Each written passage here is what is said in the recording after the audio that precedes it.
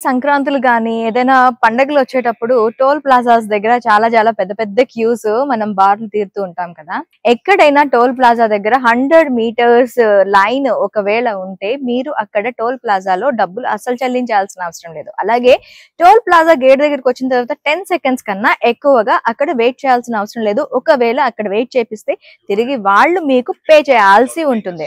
ఇకపోతే మీరు ఫాస్టాగ్ చెల్లించాలి అనుకుంటారు. ఫాస్టాగ్‌ని ఒక 3000తో మీరు చెల్లించాలి అనుకున్నారనుకోండి. అది చెల్లించిన తర్వాత మీరు 200 ట్రిప్స్ అనేవి ఫ్రీగా వెళ్ళొచ్చు. మహా అయితే ఒక్కో ట్రిప్‌కి 15 రూపీస్ మాత్రమే పడుతుంది. అలా మీరు టోల్ ప్లాజా దగ్గరికి వచ్చేసరికి ఆ 3000 రూపీస్ బ్యాలెన్స్ అయిపోయింది. ఎలా అనుకుంటున్నారా? ఒక 20 కిలోమీటర్స్ రేడియస్ లో మీరు మళ్ళీ రీచార్జ్ చేసుకోవచ్చు. సో ఈ ట్రిక్స్ నైతే మీరు గుర్తుపెట్టుకోండి. ఇకపైన మీ జర్నీ అనేది సులభతరం చేసుకోండి అండ్ ఫాస్ట్ ట్యాగ్ ని యూజ్ చేసుకోండి. తక్కువ ఖర్చుతో ప్రయాణించండి.